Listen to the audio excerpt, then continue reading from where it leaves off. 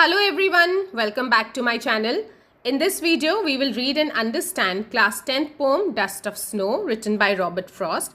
We will see the explanation and summary of the poem followed by its word meaning, literary devices and question answers. First of all, let's know something about the poet Robert Frost, who was an American poet. His work was initially published in England before it was published in America. Frost was honored frequently during his lifetime because of his contribution in poetry, and he is the only poet to receive Pulitzer Prize 4 times for his poetry. He is known for his realistic depiction of rural life because he was the son of a peasant, and he was a peasant, that means farmer himself.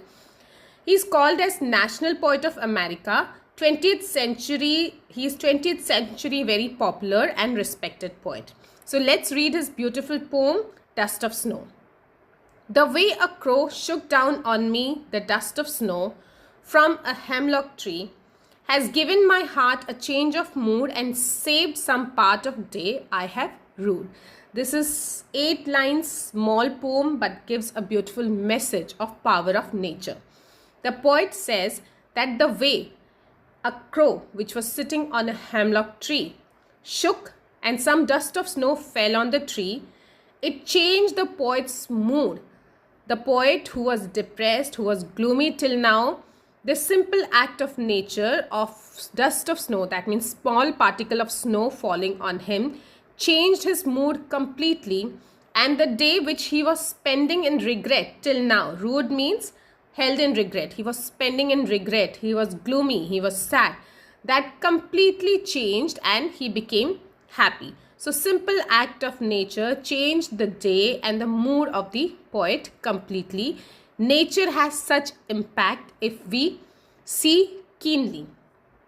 Now let's see the summary of the poem. The poet, who is sad and gloomy for some reason, he has spent most of his day in regret, till he comes under a hemlock tree where a crow sitting on the tree shook some dust of snow on him. And this simple act of nature changes the poet's heart and lifts his mood. His mood becomes happy. And some part of the day of the poet, which till now he was spending in regret, was saved. The day got better and he probably started seeing life in a different angle. Here one thing to note is crow and hemlock tree both are associated with negativity. They are not considered very good or very auspicious. In fact, they are considered inauspicious.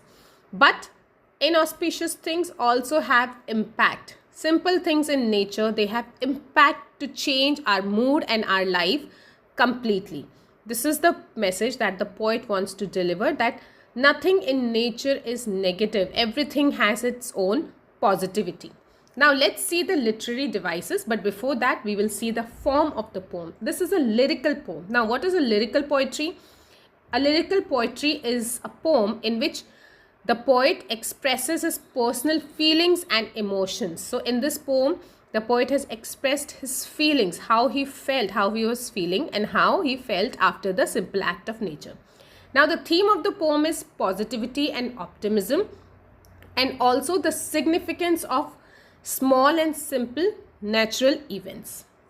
Now for poetic devices, first of all we will see rhyming scheme. For that we need to see the last word of each line. It's a small poem, so we will see the rhyming scheme of the whole poem.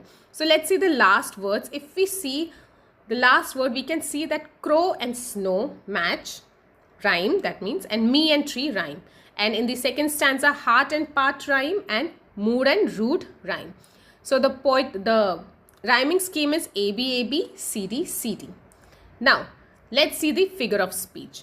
First, we have alliteration. Now, alliteration, it is the occurrence of same letter or sound in closely connected words. Occurrence of same letter in the beginning of consecutive or closely placed words. So, if we see this line, has given my heart. Has and heart, her sound is repeated, and saved some, sir sound.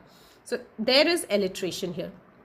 Also we have assonance. What is assonance? Assonance is the prominence of vowel sound throughout a line. Vowel sound, it is not necessarily in the beginning, it can be throughout in the middle of the line also. So if we see this line, shook down on me. we can see that there is prominence of O sound. Hence, there is assonance. Now, let's see some question answers.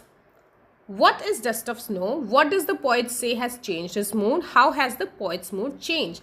So, dust of snow is small particle of snow. And when the crow was sitting on hemlock tree, the crow shook himself and some dust of snow fell from the tree on the poet. This changed the mood of the poet completely. This simple act lifted the mood of the poet. He became happy. Till then, the poet was spending his day in sadness and regret. But this act saved the rest of his day. How does Frost present nature in the poem? The poet has taken crow and hemlock tree in the poem, which is a part of nature, which are commonly used by poets as both to represent sorrow. But here the poet has represented them as the carriers of positivity and optimism. So as I told you, crow and hemlock tree, they are basically not associated with optimism. In fact, they are not considered auspicious, but here the poet has taken them as carriers of positivity and optimism, as the single act of crow shaking the dust of snow on the poet and it falling on him lifted his mood. Here, the dust of snow can also be taken as a small ray of hope in our gloomy days, which can bring optimism in life. So, dust of snow can be small ray of hope. Nature has the power of lifting your mood. Comment on the basis of the poem. Yes, of course, nature holds the key to happiness, and sometimes a small walk in the nature can refresh our mood and make us happy. Like it happened to the poet in the poem. He was spending his day in regret, but when a crow sitting on the hemlock tree dusted snow from the tree on him, it lifted his mood and saved the rest of his day.